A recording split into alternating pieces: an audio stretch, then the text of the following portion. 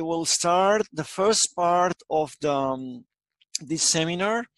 This seminar is split in two. After the seminar, I will open the option for questions. I'm sure there will be a lot because this topic is very, very deep and it's really comprehensive. It's inimaginable. We have thousands of research on this, and today is one of the area in optometry that creates the most interest. So this is my clinic, not my clinic. If it will be my clinic, I will be rich, but not. I'm just in a small window here. This is in Spain, in Catalonia, and the area is the place where I work. Just to have the disclosure section, because I'm a DRL lens designer. It's a lens that is for orthokeratology. It's a family of lenses with a special particularity of a dual tier reservoir. As well, I'm the designer and creator of the amyopic GP soft contact lens for myopia control. And I have a consultant for Pone Vision, for PresiLens, and today for Oculus as well. So let's see. We know that myopia is considered an epidemic. Right now, the right epidemic is coronavirus, but myopia it is. So we know that in 2015 we will get the half of the population in the world that will be myopic. Around today we have around 30%, but especially in Asia, in Asian countries. Yeah, there is some people that they still couldn't listen to me, but basically it's a problem in his computer because all other people are listening the audio. So please look on your computer and look what is happening there. And yes, we will record that. There is some questions that arrive at the moment in the chat group. Okay, so this is the points that point us to go for myopia control. And this is especially important, not because myopia is an impairment in vision, that it is, but what about the problems we will have about vision in the future. And we know that the myopics, especially for more than 5 or 6 diopters, are with high risk to suffer problems in vision, especially like cataracts, glaucoma, retinal detachment, macular degeneration, and others, okay? This is absolutely known. So if we don't put a slowdown in myopia, we'll have a problem in the future. This problem will be loss of vision.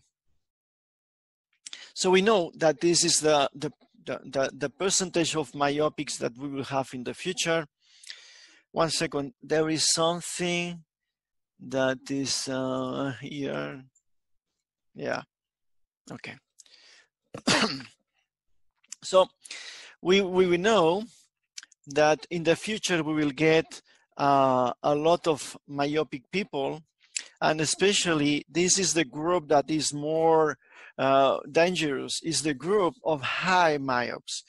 This group are around the half of them will have a loss of vision, will have a vision impairment, a loss of very, very deep loss of vision.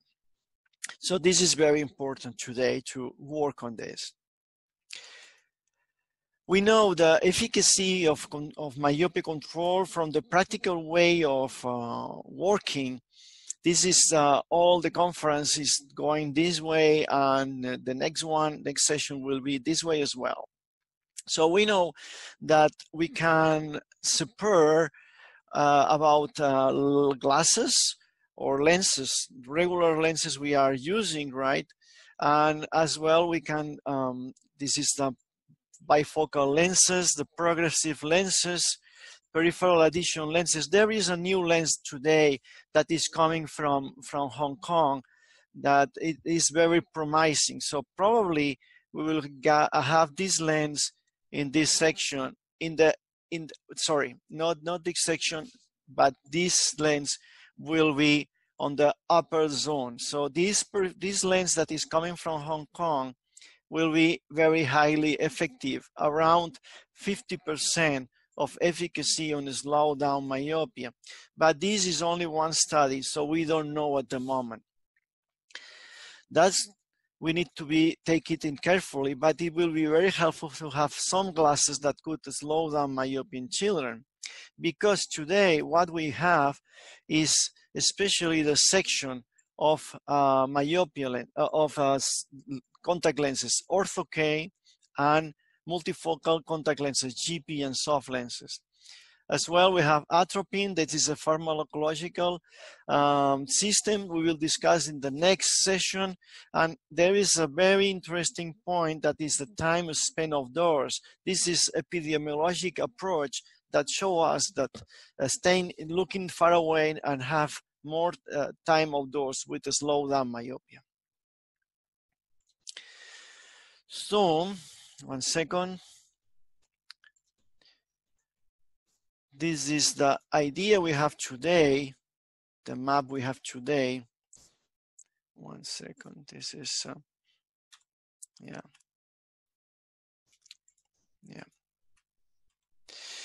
And we will start with the changes in the environmental changes, outdoors and so on. So there is a classroom in China with all the light that is coming from outdoors. And this is the image in Israel about the Jews that are working a lot, 16 hours looking at near. So the most part of them are myopics, around 70%, 74% exactly in the study that they did from that. And this classroom in China compared to other classroom in China show less myopia incidence along the time. So the time outdoors and the light are very important. And the idea probably is violet light that has special spectral functions. This is another topic that is plenty of controversial at the moment, but in my point, violet light or extremely blue light could be very important or very interesting in the slowdown myopia. We don't know it yet at the moment. But what we know is the outdoor time, or the time when the child is looking far away, reduces the amount of myopia that is appearing. Here we have an old study in Europe, and we can compare the amount of the time for near. So this is low, moderate, and high time at near, and here's the time in outdoors in high, moderate, and low. So we can see here that the childs that are at the higher, more time outdoor and the near, and less time outdoors are the highest amount of myopia. This is a very interesting association that could help us, that is the first pearl, can help us to advise our customers or patients, all the patients that are myopes, even if they are not myopes at the moment, and especially the people that has one or two parents myopes, because when you have one parent, you have 3 times more possibility to have myopia, and you have 2 parents, you have 6 times more possibility to get myopia in the future. Another point you can look at is if you have a child that has around plano at 6 years old, it has a 90% chance to become myope in the future. So these are several indicators that could help us to tell the parents, place your child outdoors, expand the time outdoors, minimize the time looking near, looking phones, looking computers. There is some people that are asking, they are asking about the intensity of light for pediatric myopia patients, and we don't know at the moment, but what we know about the experimental in animals is higher the intensity of light, less myopia production. So this is the idea is place the maximum amount of quantity of light in order to slow down myopia. This is a very interesting study that is doing, okay, 1 second. Sorry, there is some messages arriving at the moment.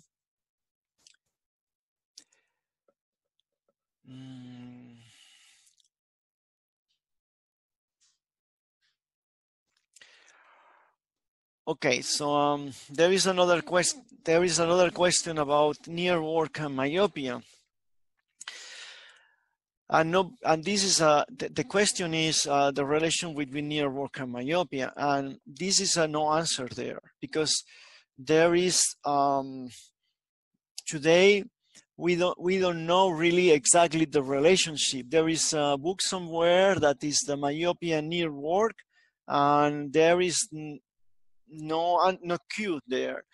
What we have is the correlation, but there is extremely difficult to know the influence of the time of the near work and myopia, because myopia is a very large subject. So only near work is not very easy to isolate. So we don't know. From the epidemiological studies, we know that, of course, near work is related to myopia, and less light is related to myopia, and less time outdoors is related to myopia. But how much this is related, we don't know yet. And LED lights is today, but with LED lights, if you want to look for the best LED lights, LED lights, you should look for you should look for the LED that is known. The name is full light. Is I don't remember exactly the daily light, and you need to look to the coefficient of relative illuminance, and needs to be the highest possible. It's around 95–98%. So that means that is the closest light to the sun. That is the best light you can good to find.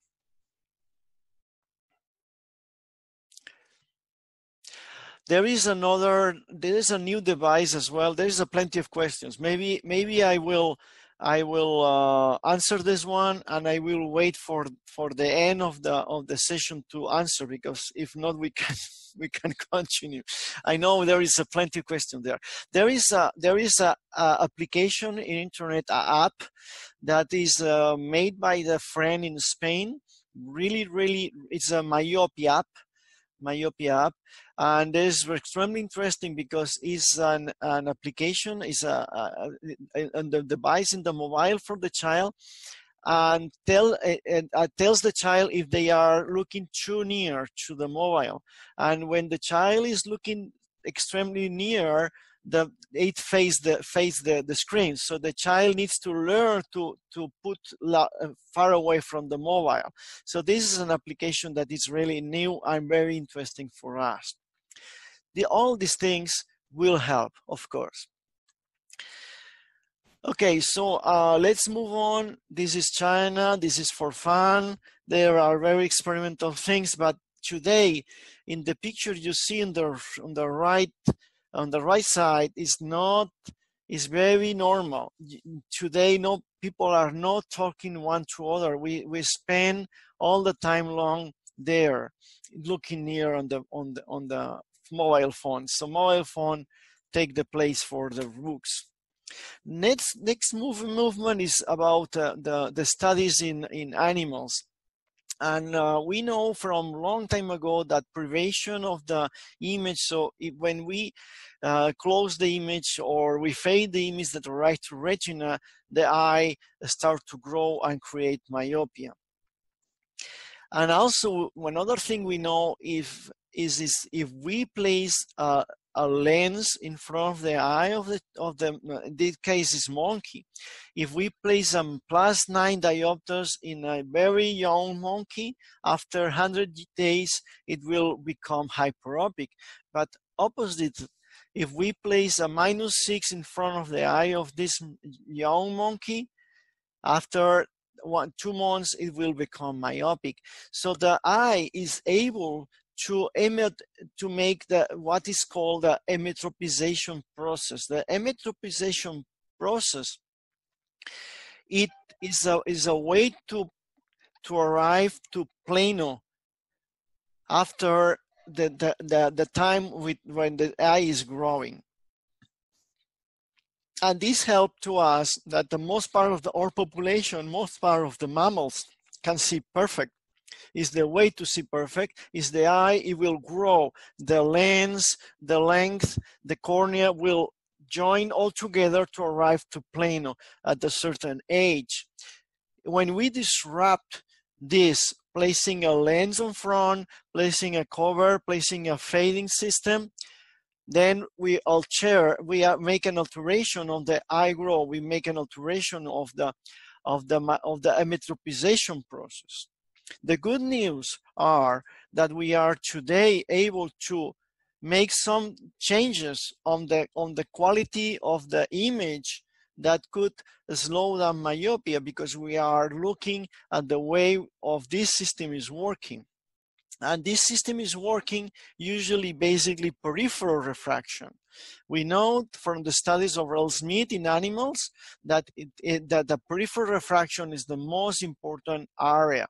In this case, this experiment, what they did is they photocoagulate the 10 central degrees of the fovea of the monkey, and after time, both eyes make an emmetropization for equal. So the central fovea is not necessary for emmetropization. And the second study that Earl Smith performed was they did exactly the same. They place in front of the eyes a lens, and the eye will make an emmetropization of this. So the eye will join the refraction of the lens that is imposed, the defocus that is imposed, even if the fovea is not there. So foveal 10 central degrees are not there.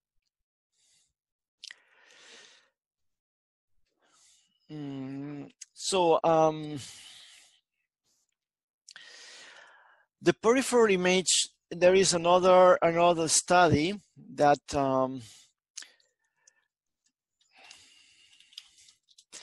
there is another study from Earl Smith that put an occluder on the peripheral area, and there is a peripheral area on the retina that was always defocus, another area that it was multifocal, another was restricted. So what would happen here, because this is the study putting a small lens with a hole, and what happened is the result was the same if we have the fovea, so a full lens on the eye and only a lens with the hole. The peripheral, it is a very compelling evidence that peripheral retina dominates the process of emmetropization, the process with the eye follows to get the proper refraction. So one point we move to another kind of animal that is human, and because humans are not prone to do all the things we do with monkeys, so we measure the peripheral refraction with some devices. This is another topic what we are discussing today, and there's a lot of controversy there. And why is we have this controversy? Because it's very difficult to measure peripheral refraction, and we are measuring something that maybe is not the key. But the point that we know absolutely sure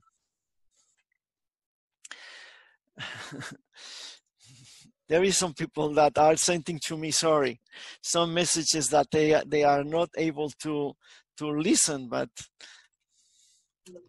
they do need to look in his own computer.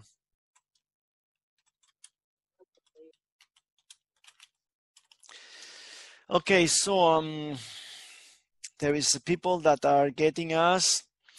We are more than 1,000. So good. Was Muti that found that in the child, myopic child has in the general a hyperopic defocus. Ametropic they are in retina. A hyperopic has a myopic defocus. When we talk about myopic or hyperopic defocus, we need to look at this graph of the image on the right side here.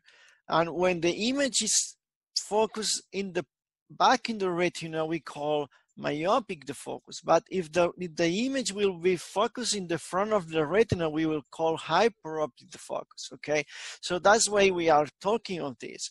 But this is really relative, because the light that is arriving here is not making a perfect ray tracing that is making like this, arriving all the light at this point. No, this is not what is happening. What is happening in truth is a distorted image that arrives in this area. So how the retina is able to know where we are making the focus is a no at the moment. We don't know really how we are doing this, but we do. And what we know as well is if we look at the people that are wearing glasses, these people are having a hyperopic defocus. Here is a plot. This plot shows us the refraction. How we do this? We measure the refraction in axis, and this is the reference refraction. Let's imagine we have a -2 here. Then we measure the refraction, for example, at 20 degrees of axis or 40 degrees of axis. Let's think this is a 40 degrees, okay?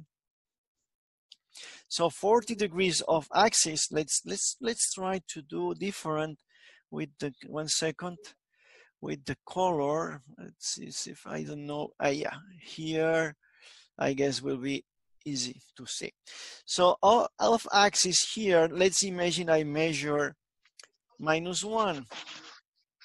So in this case, we have -2 in the center and -1 at 40 degrees. So we have a +1 diopter hyperopic. It means that the image is focused behind the retina in 1 diopter from the retina. Retina is this line, the line is 0.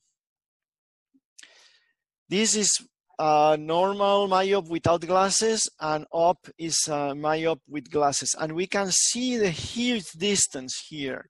So one thing we know today is wearing normal glasses,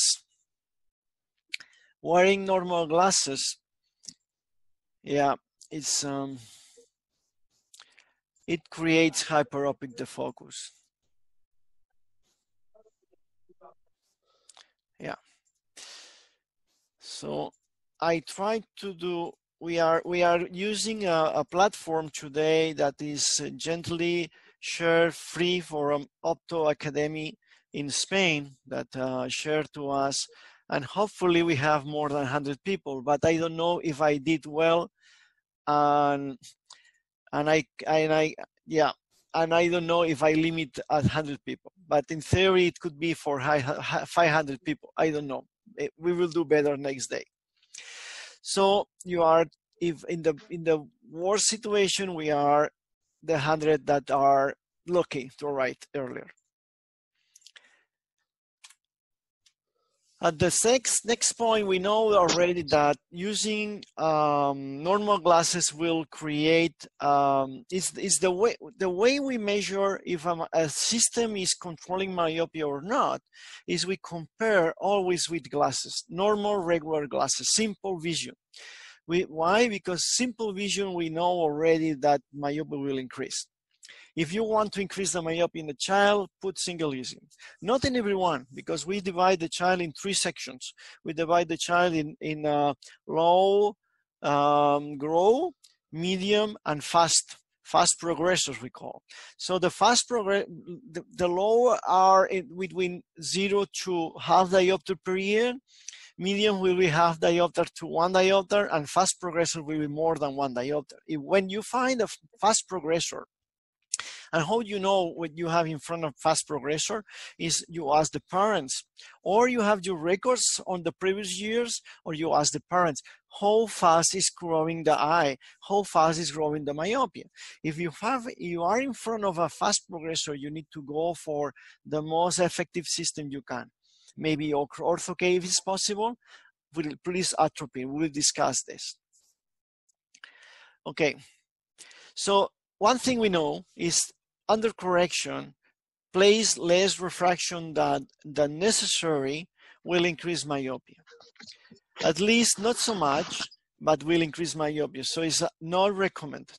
If you want to place a child with soft contact lenses, regular ones, or glasses with single vision, place the proper refraction for far, not under correct, because we know that under correction makes some blur in retina and will increase myopia a little bit. The next step is bifocal lenses or progressive lenses. We know this, they are working because the superior retina is resize the light that is coming from the addition area, and in the upper area in the retina you have a defocus that is in front of the retina. So this is following the recommendation to put as much higher you can put the line of the bifocal, and as well put enough plus power in the bifocal that could help to have the peripheral defocus in the superior area. Bifocal lenses are controversial as well about how much myopia could control. We don't know yet exactly how much, but something happens there. The idea is how we can increase the correction, and we can do it with new systems that will move the image shell, the image in front of the retina, and especially in the peripheral areas will move this in front of the retina. So we need to change a neural system here. In these areas, we need to place some plus power to move the image in front of the retina.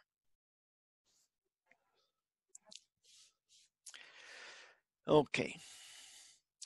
Now,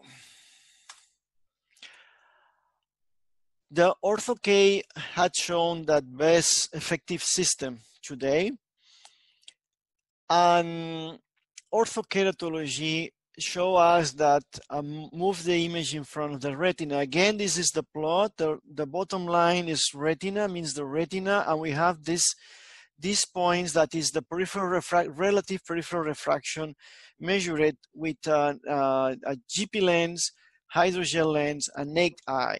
So GP lenses in the past tell us that could slow down myopia a little bit. Not so much. It's controversial as well, but it's doing something. But of course, you can see the plot in the upper area that Orthokeratology is making a huge change in peripheral refraction. Of course, it's making a huge change in high order aberrations. And here we have a plot made by Queiroz in Portugal, and in an image in the left, about the topography after the orthokeratology lens. We can see the central area in green in the topography. That means the refraction for far. In red is the plus power that is made in the reverse zone. And here we have the blue ring that is made the point with reverse zone is alignment to the cornea. This change in power from red to green is making this peripheral movement of the image in front of the retina that is calculated that is a 1:1 ratio. This 1:1 ratio means that if you are doing 1 diopter of changing with ortho-K, you are changing 1 diopter in plus power in the periphery at 30 degrees. Today we are looking how to do better things to improve this, because we know that myopia is a slowdown for all the studies we have. It is a slowdown with ortho-K, and orthokeratology is at this moment the gold system, the system we are in the first intention for myopia control, better than others, but we want to do better.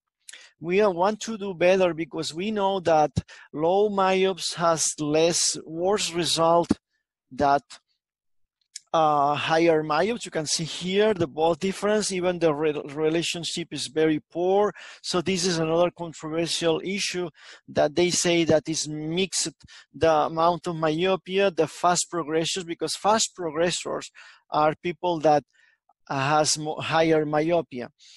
And as well, the young people progresses faster, and young people has less myopia than high myopia. So this is some mixed issues here. But in general, we believe that what the low myopes has less control with ortho-K.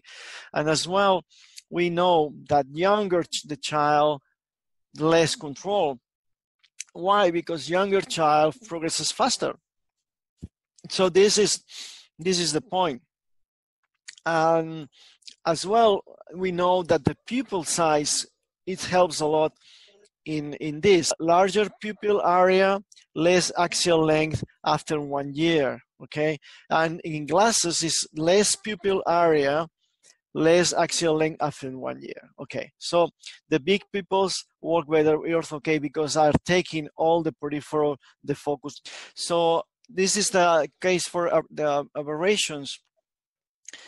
We have, we know that this is again a poor correlation, but we know that the higher the aberrations we are inducing to the eye, lower the axial length after 1 year. This is correlate with the peripheral refraction. More peripheral refraction, the focus we create, more high order aberration we are creating. So this is relate and explains this. Now, how we can increase the efficacy with orthokeratology? So we know that a lower myopia, we have a less efficacy than higher myopia, and we can see the difference. This is a thinny ring.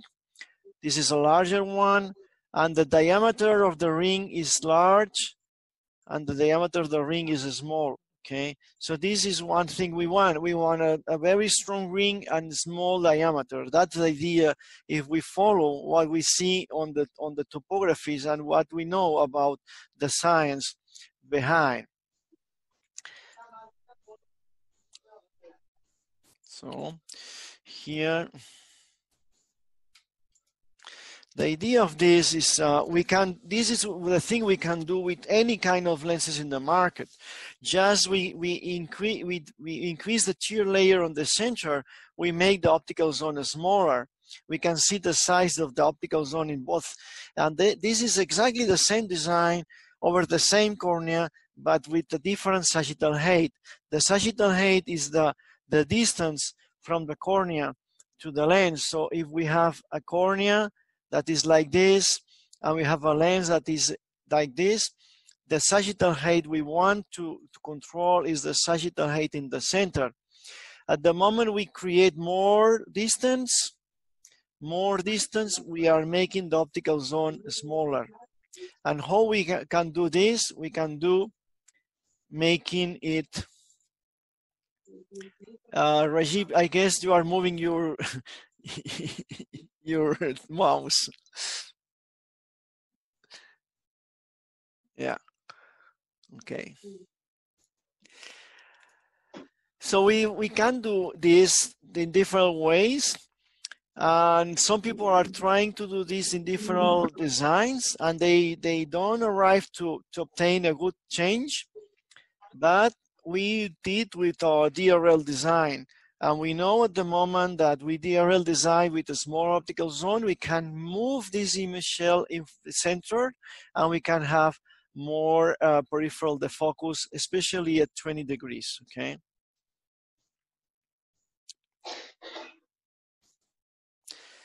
And there is a study that is made by Dr. Chow in US, and he moved, you can see the difference of this, of this optical zone and the quantity of tears at the end of the optical zone. So this is a regular orthokeratology lens. This is the new design, okay? And he did a study of these both designs. And he showed us that the difference on both designs are, sorry, one moment. Okay.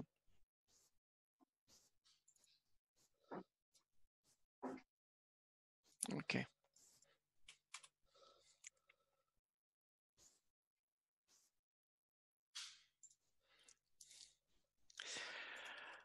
The both designs show us the difference is there. So in the regular design, you can see the lower myopes has more axial length growth after 5 years. And the other child keep more or less the same. So the results are very beautiful, and show us that making optical zones smaller could make a good control at most in every child. But what is the amount of peripheral refraction we need to change? We don't know. We don't know yet. So in a study we did in our hospital, we can find that the addition, the peripheral plus, is more or less similar in every child, what is needed. So we don't need to make more. Apparently we need to do around 1.5. It should be enough. Of course, we are saying today that higher is better. So we are doing the maximum amount we can. And we can measure there in the topography. So we can measure in the topography the amount of diopters we are increasing the refraction. But this is not correlated to amount of myopia peripheral defocus we are doing in eye. Here we can see about this in the peripheral power and corneal power is not exactly the same. We are, when we measure in the topography, we are measuring much than real, around 30% more than the amount of change in retina. This is just to know. This is an example of the family of DRL lenses we call DRL MC or DRL myopia control. This is a lens with an optical zone smaller. And this is the show us in the left normal high myope, and on the right a very low myope with this special lens. So we have the same size of the diameter of the ring.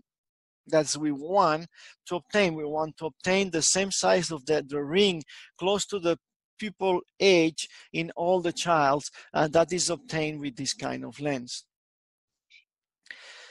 So we want to dream and we want to increase better, and we did this. We have the classic DRL design, the design for myopia control, and a new one, what they call prevention.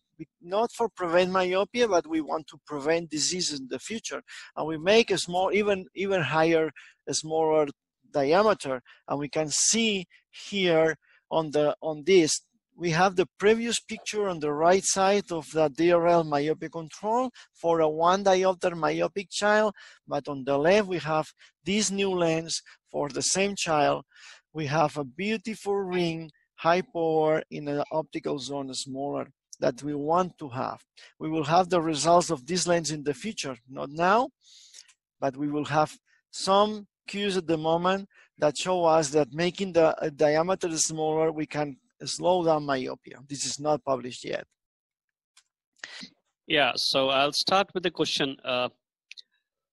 The question starts with, what should be the acceptable intensity of light for the pediatric myopic patients, from Shakina Kutubuddin? Sure. This question I already more or less answered in the mid of the conference. The idea is the highest light as possible. The most closer to daily light outdoors, it's the best. We don't know. We don't know about how much time for near vision, how much time for outdoors, how much light, which kind of light, we don't know at all. But we have some ideas. And the ideas are the light should contain blue light or violet light. That's why we could look for the LED light that has a full spectrum of light, and this is controlled with the coefficient of relative illuminance. It should be higher in order to be close to the light of the sun. We know about the animals that where a very high amount of light will help in myopia control for these animals, but we don't know exactly how much. So the idea is the maximum amount of light that is possible. We have more questions there. Yeah. So are we aware of what amount of luminance which is required? What amount of lux is required? We say that it was the idea is violet, and I prefer, violet light is the best. So we have other questions right now, and in the lower part of the chat. Yeah, what is the relation between myopia progression and UV exposure? Is there an evidence that should not use UV protection or Blu-ray filter to children? Yeah, there is only, especially there is a ophthalmologist in Japan that the name is Tori, and he's very hard worker about this, and he did several studies about the relationship with violet light and myopia evolution, myopia control. But at the same time, there is another paper that appeared from Japanese ophthalmologists that's saying that is not true. So we have controversy there. We don't know. Maybe it's around 10 to 15% efficacy. So it's really, really low if there are some efficacy there. So we need to take it very, very careful. The idea is a general recommendation for the myopes: stay outdoors, minimum time on near, the maximum bright of light. The light should be more close to sunlight. That is the global ideas. We need to be there, okay? And Yeah, the next question I'll take from Hamza from India. So what he asks is, we should go for a smaller treatment zone or match with the patient pupil size, and by how much we should go smaller? If we go smaller, will it cause any glare or visual disturbance? Of course, this is a good question. The smaller the treatment zone, the higher the amount of aberration. The higher the aberration increases dramatically. Halos and glare increases, but in general, child don't complain.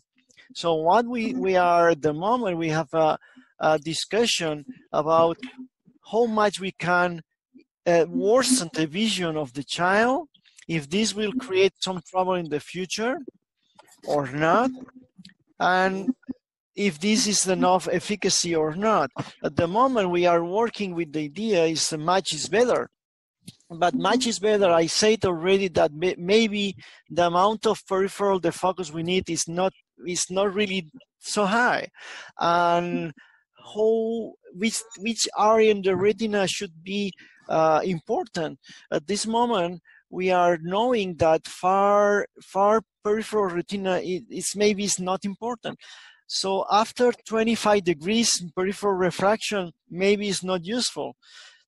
Maybe between 10 to 20 to 25 degrees in the peripheral refraction is the area that is really important, and maybe we don't need so high amount of distortion of plus power. But this is not known at the moment. We don't know at all. Okay. We don't know at Wonderful. all. Now, next question I'll take. Kaira Joshi, he's from Nepal. Yep. From myopic person, the graph shows the moderate light is better and non-myopic maximum light is better for myopia control. What is the difference between the two groups? About the, I don't understand the question. Yeah. The myopic graph which you showed is moderate light is better for non-myopic. Oh yeah, good question. They look at the pictures. Okay, so there is another controversial point. The idea of this study show us that in myopics, more light sorry, for the child that is not already myope, the more higher amount of exposure of outdoors on the light is better, but in already myopes there is not. So there is a controversial there. I'm from my point of view that I'm really biased.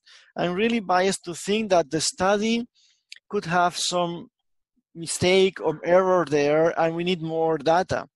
For me, it not makes sense that in child that is not, they are not already myopes, more exposure outdoors and more light is good, and it's not working in already myopes. So in the lack of more evidence, now, I prefer to put there, in the light, sure. Okay. Right, and something related to light, I wanted to ask, John, that how about, in India particularly, we are using a lot of LED lights. So, which kind of light? LED. That's LED everywhere, everywhere. Yeah. So, would you like to add on something in relation to that? Yeah, I said already that LED lights are okay, and there are different kinds of LED. So the normal LED or LED lights are the cheapest one, and the cheapest one not always the best. Cheapest one are usually more yellow dominance color. So we need to find a LED that is a full spectrum of light. This kind of LED are used usually for animals like fishes or to grow plants. So people that grow marijuana uses these beautiful lamps, and people that are growing child are using the worst lamps. Okay. For that coming to a question from Dr. Gulnara from Russia. Sure. How much difference of the cornea power we need to do in the treatment zone? How much difference? Yeah, I know. I listened. I'm just laughing at this. We don't know, Gulnara. We don't know, but okay. That's a bit of tricky question. It's a tricky question. Okay, let's to think. We know that higher myopes apparently slow down myopia better than lower myopes in Orthoke, and we know the relationship 1 by 1. So let's imagine a -6, it will have a +6 diopters in the ring. In the regular Orthoke, we are unable to change this. So it's going. By the way, maybe in the future we can modify this, but of course, even if we can think in difference in power, that at the moment I will tell to you that the idea should be around 4 to 5 diopters difference minimum. I will tell you why. We need to look at the aberrations, especially coma and high order aberrations. This is, for me, more related to myopia control. But this the question gives us to a study that to measure the plus power ring on OrthoK and correlate this in the efficacy myopia control. And they arrive to the conclusion that if you have less than 1.2 diopters difference of 1.2 add, you have only 20% chance to control myopia. And in the meantime, if you have more than 4.5 diopters add in the plus power ring, you have a chance of higher than 80% to control myopia. So at this moment, with this evidence, we need to go for a minimum of 4.5 to 5 diopters difference in the add on the ring. So I guess you have your question. Right. And another question, which is again a very good question. What concentration of atropine to be considered along with Ortho-K as combination therapy? We will answer this question next week in the next session. Next session, yes. That will help the people coming next week. Right. Another question is, do you think that Harman distance is sufficient for the kids to do their NIA work? Harman distance. Yeah, that's an idea. That's good. Is Harman distance give us a good idea about the distance the child should keep. But even the Harman distance, that is the distance from this to this, the point we need to know is the amount of diopters of accommodation I do at 4 or 40 centimeters is the half that I do at 25. And we know that the accommodation system, at the moment we are accommodating more than 2.5, more than two, it starts to make a very, how do you say, it's very unstable. It makes noise. The accommodation system of our eye is looking at the plane, a point of accommodation, and is going back and forth at the point and making it's making like a rim. Is not stable, it's not steady, it's changing every, I don't know, 0 point something of second. It's 40 times per second is changing the accommodation. So this is very unstable when you go for higher accommodation. 4 diopters, 5 diopters, very unstable.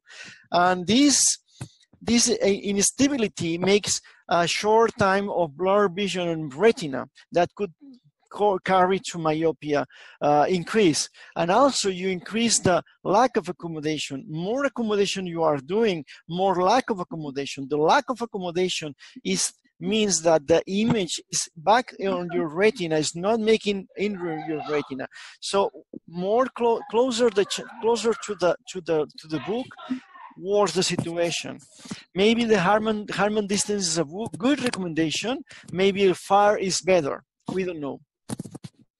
Right. And now another question is from Sachidanand Singh that says about, how about, currently most of the kids are there in digital devices. Sorry? So there are these days now, most of the kids are on digital devices. So he asks us any kind of relation with brightness of computer, big screen and phone, because of these, kids are more into digital devices. Not yet. There is a study that appeared recent, very, very recent. They show some relationship, but this is too close. The devices start to arrive to the population in the 90s. We have around 10 years of the boom of the computers, of the boom of the mobile phone.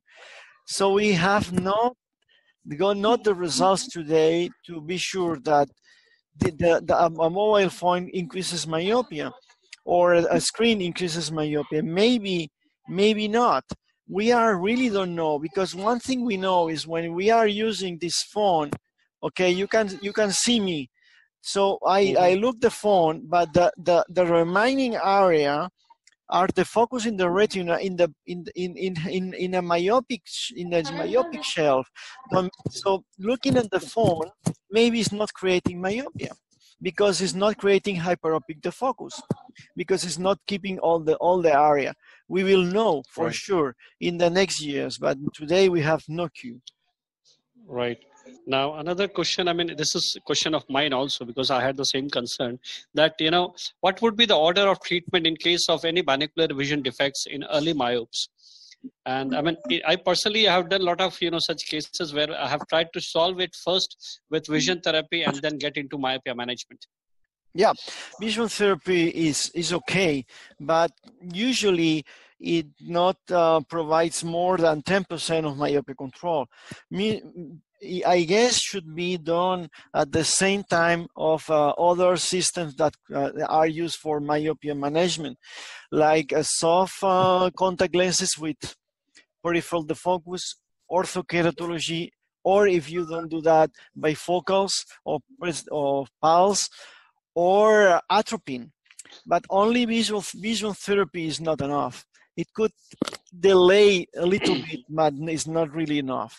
So you need to go for myopia management directly, okay?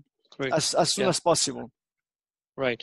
And another question is from Leon Bang, which is connected to the same, that can we please, what is the best time to start myopia control measures on the kid? I start as soon as the myopia is increasing. So even if I have a child with 4 years old, I will start for myopia management. There is some difference there. If I have a child from about 4 years old, maybe it will be very difficult to fit with contact lenses, because the parents, because the child, we don't know. If we can do it, we do it. But it's really really quite difficult, and parents should put the lenses on night because the child is unable to put the lenses on. So in this case, maybe I will use bifocals and atropine. And all the recommendation about the stay outdoors and minimum time to reading and things like this. But after 8 years, 10 years, 12 years old, I will go directly for orthokeratology, of course. And if it's a fast progressor, I will use atropine.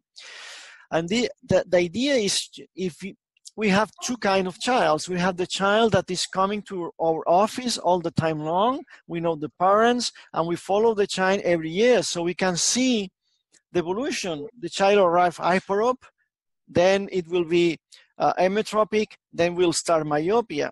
Before to start myopia, you could start to work on this. And the other kind of child is a child that arrives that is already myope and is coming to you because they know that you are doing myopia management. And there is the moment to start, because they are coming just for this. Right. And we will take a last question of the day one, which is, you know, where it has gone. Just a moment. What is the maximum amount of myopia which can be controlled with peripheral ad lenses? Okay, this is the answer is a little bit different. We have a limitation of the amount of myopia we can correct with orthokeratology, that it could be between 6 to 10 diopters. It depends on the design. We can afford usually for 8 diopters. More than this is very difficult to correct with orthokeratology. Other lenses, like soft lenses, could work with any diopters. We can fit a -15 child with a peripheral defocus lens, so there's no limit there. Now, what we don't know is the efficacy in these high myope childs. In theory, a child that has -15 is a child that should be a fast progressor, is a child that increases myopia very quickly every year to reach this high amount of myopia. So it's apparently one of the worst cases you have. That's why people say that higher myopes are not good for myopia control, but they need it as well. They need a lot, because imagine to have -15 and in the future arrive -20, -25. This is horrible. So we need to put this child under all the treatments we have. It should be about atropine, and if it's necessary, visual therapy as well. Okay. I think one question is again repeated. I mean, that Sure. is from Sonia Maguire and Leong Mang. Is Yeah. how do we manage? Sure. How do we manage myopia control and amblyopia treatment? Could these two work together, or best is to approach them separately? This is, I guess, should be made separately. Now we have usually amblyopic eye is with higher myopia, usually. The problem is if we have just an amblyopic myope, irregular one, usually they are hyperopics. But when you have amblyopia with myopic, usually the amblyopic eye should be higher in myopia. This eye needs to have a treatment. The problem is we need to have a good vision, the best vision we can provide to this eye to improve myopia. And this is not usually obtained with ortho-K or soft lenses for peripheral refraction. So we need to treat amblyopia first, and next we need to do the treatment for myopia management.